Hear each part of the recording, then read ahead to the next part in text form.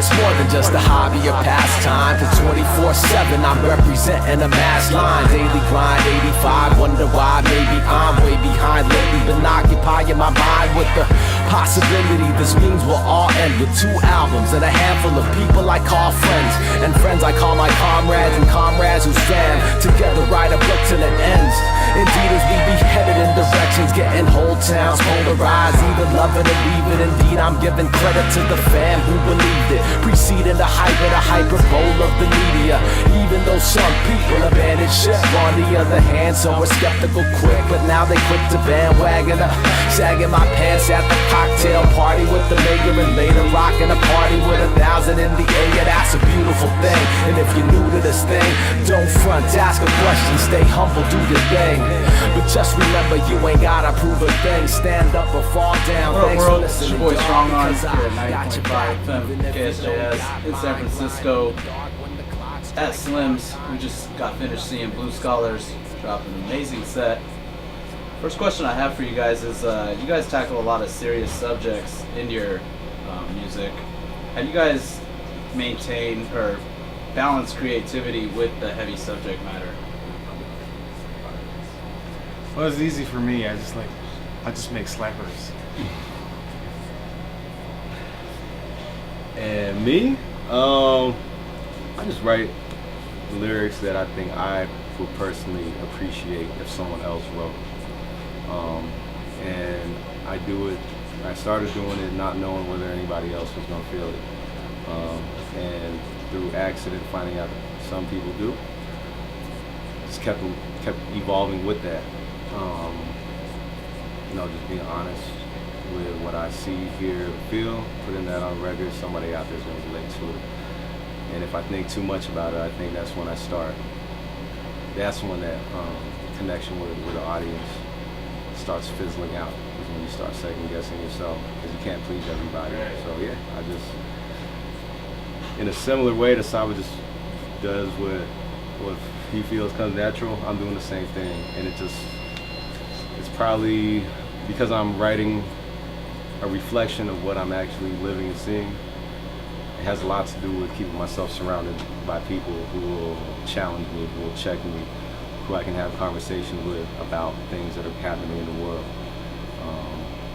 People who are in the community, people who are either going to school or going to work. All these stories all become a part of what I end up putting into a song. And you guys today during the set mentioned being out at the Occupy SF and different kind of social movements. How important is like social activism in your music or as a part of Blue Scholars? Well, the term social activism can take many forms, and one form is to get out in the streets. Another form is, if you make art that expresses these sentiments, whether it's like completely in your face or whether it's in an abstract coded form. There's electoral politics, if that's what you choose to do. There's actually taking up arms and defending your land and livelihood. There's that too. All these forms of organizing and quote-unquote activism, I feel, are necessary tools to whatever it is people want to organize for. So I obviously do my own form of organizing. I do it in solidarity with other people who are doing their thing. But I recognize the multiplicity of approaches and what it means. It's similar with hip hop. There's some people that think like hip hop is just this. That's not hip hop. That's not hip hop. This is the real hip hop. And it's the same shit with organizing. It's like, yo, you gotta be out in the streets, and everything else doesn't matter.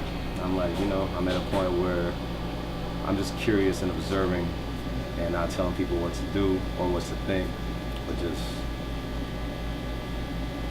encouraging people to talk and find out for themselves. With previous projects, you guys have dropped whether LPs or EPs on Rockets Records or Duck Down Records, and this time around you guys chose to do everything in-house and kind of on your own, and mostly a lot of digital marketing as far as and distribution. A, what made you decide to go that route, and B, do you think it was a wise move? The digital age. Not trying to spend money on print ads anymore at all. Not like we ever wanted to in the first place. What if it comes back, son? No, we'll see. The other thing is that there's no label involved or anything like that, because after trying that route a couple times, we've just discovered that people don't really understand this group, and they don't really understand our audience. Like a lot of other groups have experienced, that if you're making music now and you're doing something different, chances are your audience is not something that anyone is familiar with. It's something brand new. It's a different kind of group of people that think a certain way. So we need to do everything in-house and direct and oversee communication with that, and not try to pass it off to someone else who thinks they're an expert in another city. Yeah. You know?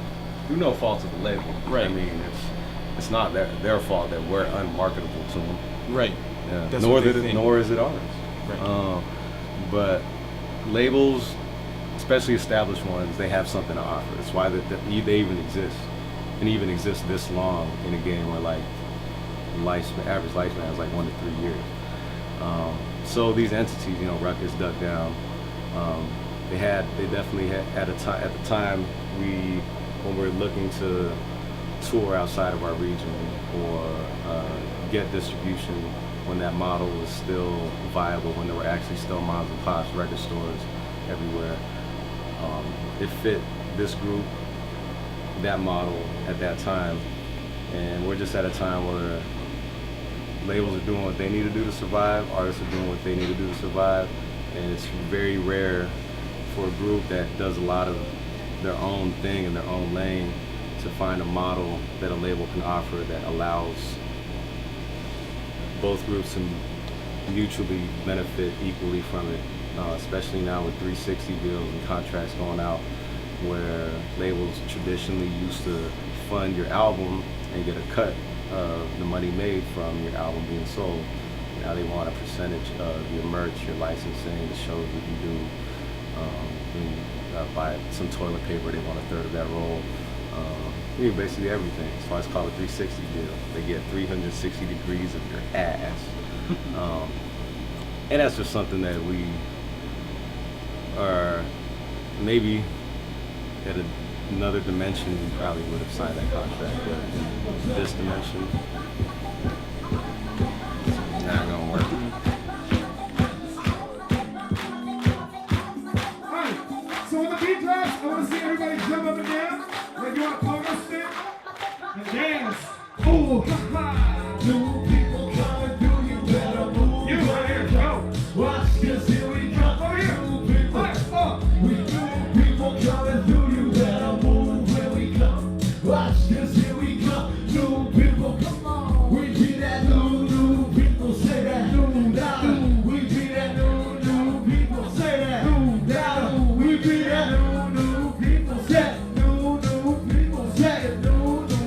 Listen here, we be that new people. Again, we be that new people. We be that new. Okay. So if you could describe hip hop in one word, what would it be? Hip hop. That's And You took my answer. no, that's and I'm serious, and I'll tell you why. Because that's already hard enough to accept. To like try to boil it down to even another word would be just asking for trouble. Because as it is now, or rap, let's say rap. Okay. As it is now, people can't even like define that, or hip hop, especially hip hop. There's always constant arguments about like, well, what is it? What is it? What is it? I think it's really whatever you want to make it. I mean, there's a historical significance that you can't ignore, like where it has come from and the conditions it was born in, but it continually evolves and you can't control things like that. So yes, hip hop in one word. Hip hop. And if you think that's 2 words, just say it really fast. Do you have the same take? Hip hop. Yeah, basically. I appreciate conversations like this where we talk about things. If it wasn't for hip hop, none of us would be standing here. There'd be no cameras. I wouldn't be here. You might still be here though, yeah? Yeah, because it's a nice night out in San Francisco. She wouldn't be in this neighborhood though. But all of So us by yourself? Yeah, Right. So for that, I'm grateful. I think this culture that has been called hip hop, that has evolved and turned into many things and encompasses many things. So how about that? I'll say it's culture. But so is many other things. So is the way we dress, the food that we eat, our language, the land that we come from, the land that we live in, all that stuff. It's one component of all this culture. And then also, I feel like every time I try to define what hip hop is, like in every minute that passes when I do that, like someone just died, you know. So I like It's minutes you never get back. yeah. Something you guys have done is produce music with a lot of songs about empowering the youth. Why is that message so important to you? Awesome question. Thanks. Hell yeah. Next one. No, I'm just kidding. Well, because, you know, youth is the future and shit like that. No, but, Whitney. but really, okay.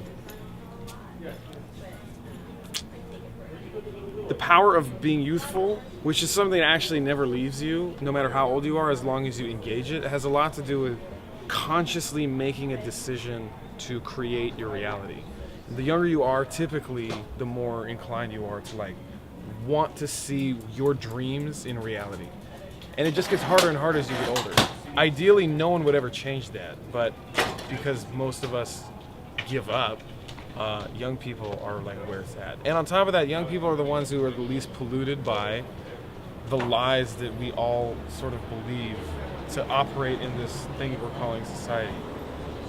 And instead of taking advantage of young people and preying to their like basest instincts, which they still are trying to come to grasp with, like we want to appeal to using the brain and thinking and like exploring your creative disciplines and finding out the gem, the mind that is rich in gems of inestimable value within each person.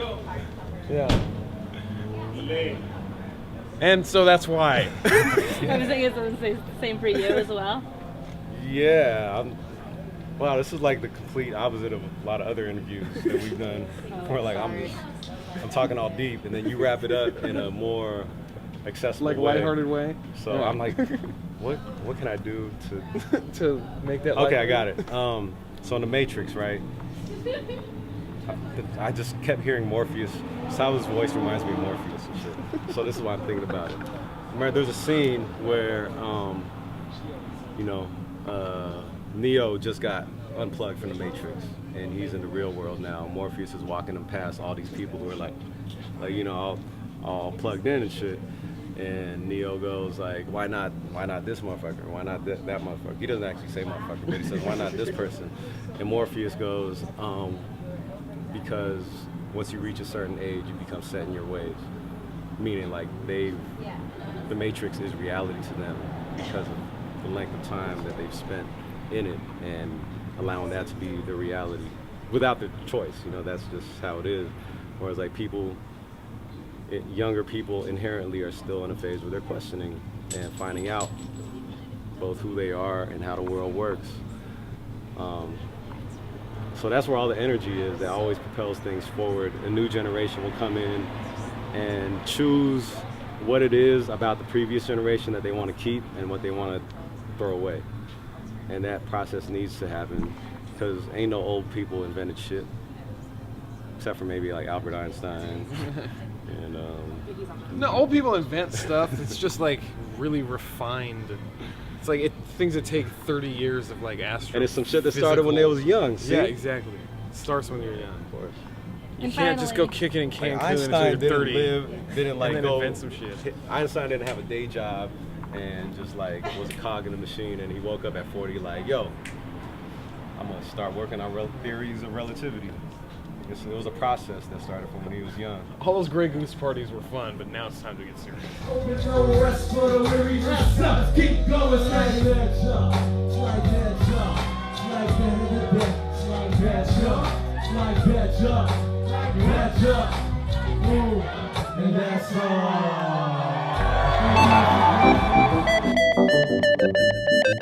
Hey,